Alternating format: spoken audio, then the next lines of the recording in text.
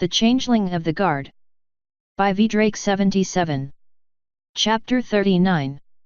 A Broken Clock. I didn't mind being assigned the watch as night fell, most nights. Some were more disconcerting than others, but I found that I preferred the time when both predator and prey seemed most likely to overlap. The dead of night, however, belonged to the night guard alone. Hey hooves! See mere! I sighed, bracing myself. They, night guard, tended to leave me particularly uncomfortable. I wasn't alone in that feeling, I knew, but most ponies just found the bat-winged thestrals to be unusual. I found them borderline predatory. The few unicorns in the night guard also tended to be a little odd, but who was I to judge? New filly has a challenge for you. The new moon thinks you sunshiners can't handle it. Sunshiners, soldats, dake knights, there were so many casual nicknames bandied about between our groups. Night knights, lunbats, and moonshiners were the night guard's variation, but the last led to some confusion and fell out of use years prior. I sighed, looking from one bat pony to the next. And the challenge? I queried, glancing from one fanged mouth to another. A smaller bat pony tensed. Obviously the new filly mentioned. The new moon in thestral parlance, and would be until she made a true nickname for herself or established her real name worthy of respect to her peers. They say you can handle anything. That is the duty of a guard, yes. I agreed, cautiously. You're the go-to-day guy. She verified, growing more bold. As are we all, should the need arise. There was chuckling all around as a few of the other day guards ambled over, interested by the prospect of a new game. The rivalry between the day and night guard tended to be a little extreme, but amongst those who routinely took dusk or dawn watch, it usually amounted to little more than friendly competition. A wager here and there. She yanked something round and spiky out of her saddlebag, and the bat ponies went silent. I bet you can't. Arguments erupted in their number instantly. A male thestral with a cutie mark of a half-moon quickly held up a hoof for silence. Challenge withdrawn. Never mind. Oh come on. The challenger cried out. That's not fair, Moon Trotter, you told me I had to come up with something. A few of the day guard also joined in her protest, though for different reason. It's just a fruit. One yelled, disappointed. A few others grumbled and put coin bags away. Durians don't count. Why not? The smaller bat pony was clearly deeply affronted by the unfairness of all this. I found myself eyeing the new fruit with interest. Can't do it. Doesn't even know what he's in for. You're challenging me to eat a fruit. Yeah, I am. No, she's not. Moon Trotter immediately disagreed. Challenge accepted. Not if everyone else doesn't agree. You are not prepared. This is a bat pony thing, some Pegasi like it, but I've never known a unicorn who can handle it. It's a thing. A few of the day guard cheered their approval. One or two of the older guard saw the fruit and began to flee the room. That was ominous. Moon Trotter hesitated, but rolled his wings and addressed the crowd. All right. All right. You want it, you got it. The challenge is 3 full bites. One of the older guards stopped, shocked. Shook his head, came over, and patted me on the shoulder. Celestia save you, son. You'll be remembered. Then followed his compatriots. I was already regretting this. Moth Chaser snorted. 10 bits says he does it. She grinned, showing both dimples and fangs. Make me some money, Hoovesy. Please do not call me Hoovesy. Win me these bits and I'll think about it. She teased immediately. And then Moon Trotter cracked the fruit open on the table. It smelled like the Hydra. I stared, shocked. More than a couple of the day guard retched. A few drew back, and one met my eyes and just shook his head, clearly wishing to free me of this obligation. Ponies were strange, I thought. Food was food. And so, I scraped a hoof into the soft fruit innards and took a large bite. It was soft, almost creamy, and had a faint taste of decay. Perhaps mango. And raw egg? I love it, I admitted, amazed. And then I cleaned out the rest of the fruit, to the weak cheers of my fellow day guard and more rowdy calls from those of the night. The thestrals weren't so bad after all, I decided. Which was good, as most of the day guard couldn't stand my presence for the rest of the shift. Not all nights were so exciting, however. Most nights, I simply watched the princess's room, and occasionally fulfilled minor requests. Guard's pony, would you please return this to the librarian and ask her not to involve Twilight in any more of her little pranks again? Hesitantly, I took the floating book from her with my own magic, cautiously checking the title. The Pony Sutra, Your Majesty. That would be the one. Not appropriate bedtime material. And you may inform her that she did, in fact, get me again. The unusually red-faced princess admitted, closing the door behind her. Having nothing better to do with this guard post, and aware that a bit of light reading could restore wakefulness, I opened to a random page. Tilted my head. The Royal Scissors. An interesting label for the diagram, to be sure. But I could not help but be aware that no reproduction was likely to take place in this particular pairing. Doubtless this book was not educational enough for the princess's perusal. I would indeed talk to the librarian about her choice of recommendations for Twilight the Younger. Topaz flopped over the armrest of the single large couch we typically reserved for guests. I'm only saying, I've taken almost all the available courses. I just don't know that I want to just do research all my life. Ponies don't understand insects, and so many of them just don't want to. Topaz groused, face down in the cushions. A number of conversations had occurred over the years through this medium, and difficult though it was, I was becoming surprisingly fluent. If you don't want to just do research, then what do you want? I want to change things. Make ponies more aware. Show them the ways insects can be more helpful. So they aren't just icky bugs. I believe I would appreciate that as well. I considered. The guards had a saying, I tried to recall it. Those who cannot do, teach? Could you not become a teacher? Topaz's head lifted from her cushion. Me? A teacher? I see no reason why you couldn't. Ponies don't know. Why not resolve that? Topaz seemed to be rolling that about in her head. I don't really know that there would be that much of a calling for it, but if we get Honeydew to involve some beekeeping lectures, it might have potential. Ponies could actually try something other than call a pest pony when there's trouble. Yeah, that's not a bad idea. I have many good ideas. Ahoy! What's up with the spiky things in the cupboard? Oh, you have to try some. Moth Chaser assured me that these were at peak freshness, and I could hardly wait to share in this bounty. Topaz was some Pegasus, after all. How dare you? Roared the white stallion in a fury. Call me a. He floundered, and I had to wonder if he'd already forgotten.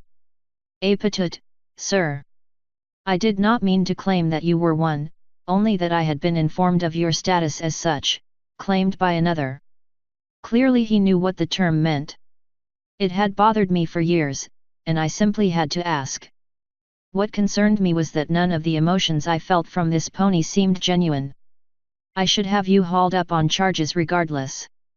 He blustered. In fact, he seemed amused. I do not think you will, Prince Blueblood. I disagreed with a small bow. In fact, in all the time I have served, you never have. You never follow through on your more outrageous claims unless they are sure to be crushed in open court. He fumed a few more minutes, eyeing me up and down, then smirked. I don't believe it. One of you actually does pay attention. And, to play it up, you know damned well I can't go to court and claim one of the guards called me a patut. Schoolyard insult. Damn well played, if a little roughly. Sir. Soldier, I'm going to give you a few brief tips on the fine arts of political misdirection and shaming.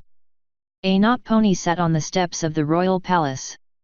The problem was not that the individual wasn't a pony, but that the sheer amount of misery he was expounding was enough that I had no doubt even most of the ponies could feel it. Bit for your thoughts, friend. Keep the change. The donkey grumbled. It's not worth it for a rundown jack like me. I give up. I've gone from one end of Equestria to the other and back here again, and I just can't. I give up. This sounds like a story. A grunt in response. I have time. I confessed. As I've said, emotional well-being should be considered. And so I got his story. A gala years before. A Jenny. A dream. Loss. And the decision to follow her, find her, tell her everything. And throughout all of it, under the misery I could feel the fading embers of love, sweet and bitter in a way I was not familiar with, but could hardly stand to see destroyed. I pondered, trying gingerly to push my own emotional stores into this donkey. If Princess Cadance were present, she would do a much better job, but she and Shining were on a diplomatic mission to Prance. Some pony had to do something, I knew, but apparently that pony was not to be me. Sounds like you've had one hell of a journey, old-timer. I continued shoving the emotion against him. It could be done for my own kind. Surely somehow it could be done for ponies, we drew from them after all. Journey's over. I'm tired.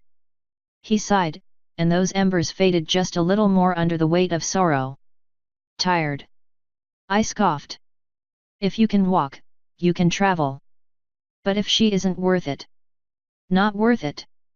Anger pushed at the cloud, almost enough to stoke the embers, and then merged with my offered emotion. She's worth it if it takes me another 10 years. 20. Suddenly faced by a roaring bonfire of emotion, I realized that directing it away from the anger I'd stoked and back towards love might save me another purpled eye, if not worse. Then for the sake of love, cranky donkey, you go out there and you chase that ass. I pointed to the horizon, and his eyes snapped to it. Yeah. I will. The jack surged to his hooves, hesitating only a moment. You know, that's kind of our word and oh, never mind. Matilda, I'm coming. I let out a sigh of relief. That could have turned out poorly. I turned, schooling myself, and met the staring faces of my fellow guards. What? I stood before Her Majesty, unsure of what I had done wrong but shamed that I would waste her time so nonetheless. Perhaps I had been too informal with Princess Cadance too often in her presence. If so, I would accept the punishment, there was no other way to obey conflicting orders. If anything, it was a relief to finally have this addressed. Private Idol Hooves. May I just call you Idol? And we were already dispensing with formalities. I wailed internally, but nodded, as was proper and polite to allow the princess to do. Of course, Your Majesty. How long have you served with the Royal Guard? 9 years, 227 days, 4 hours and. And in all that time, how many days have you taken off? I blinked. Considered. 2 to 3 days per week, as scheduled, but then I felt a moment of dread.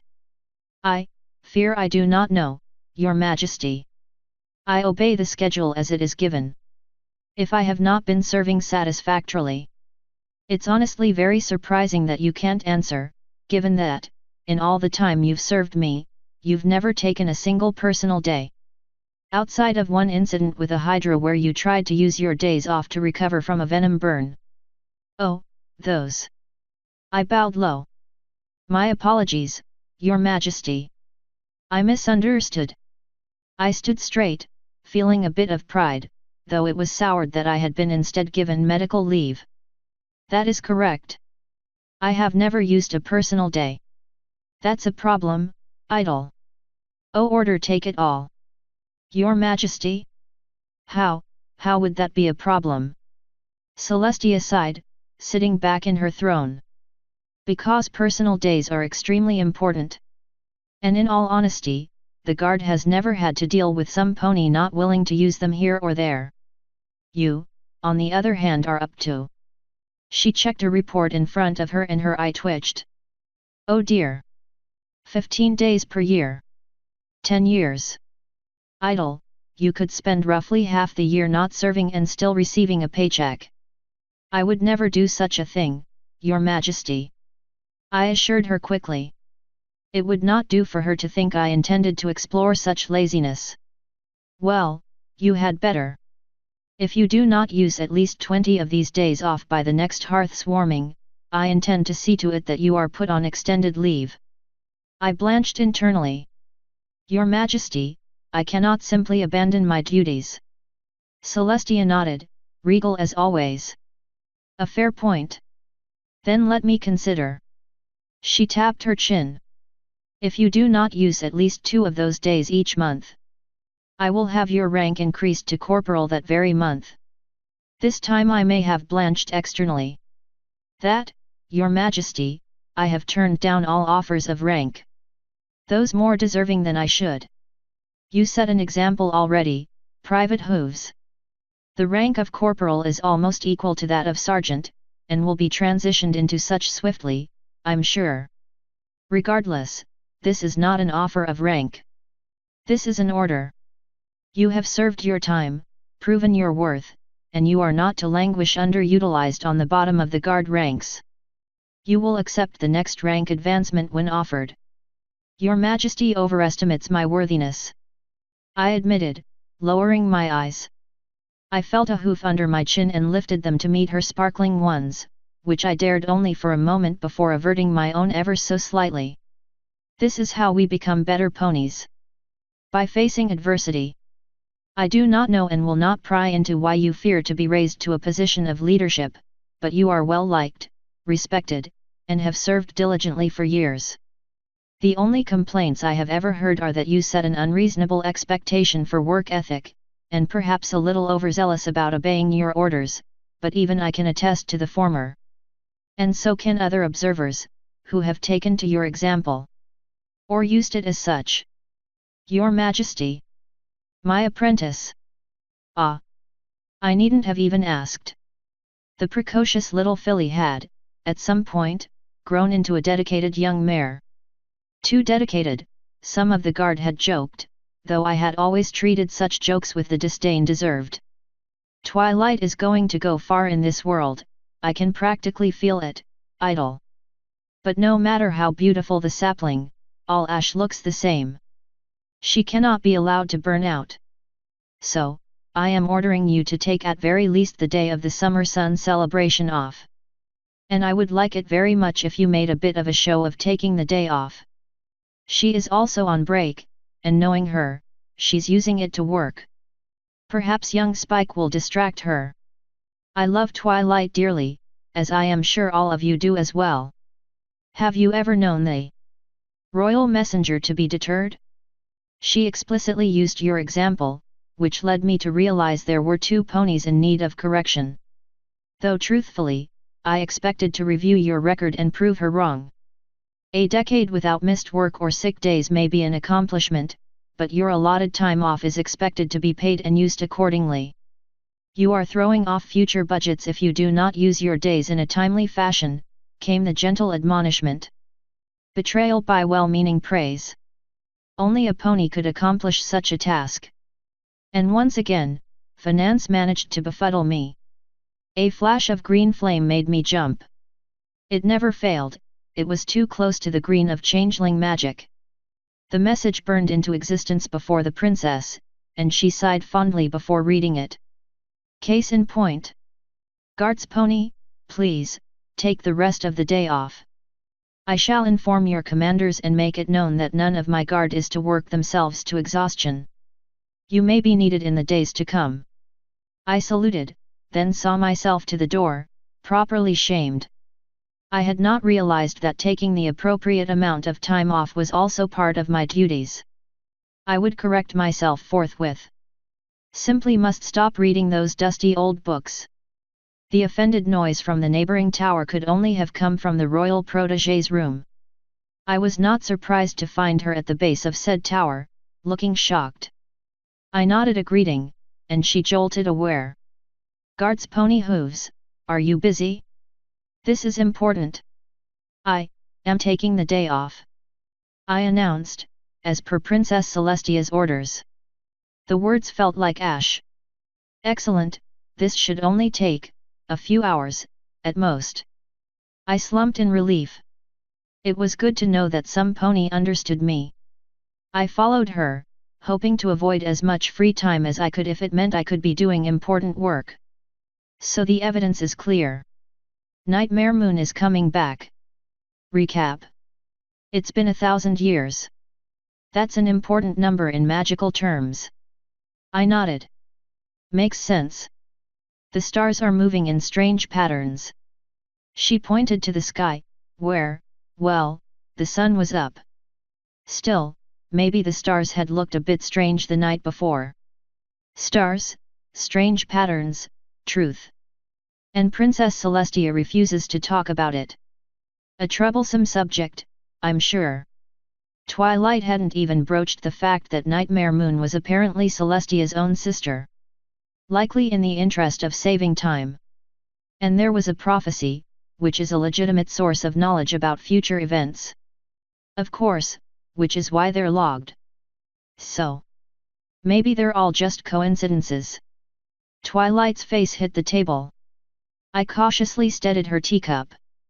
Coincidences happen every day, I argued. If it were truly a concern, the princess would be acting on it. That's what I told her, but she doesn't listen. Came Spike's voice from a nearby shelf. The not exactly baby dragon was rearranging several tomes from the protégé's personal library. I considered briefly that Twilight herself might expect too much from the young dragon. It was not the duty of the youngest to labor. Perhaps this was why the princess had been so insistent that I be seen relaxing.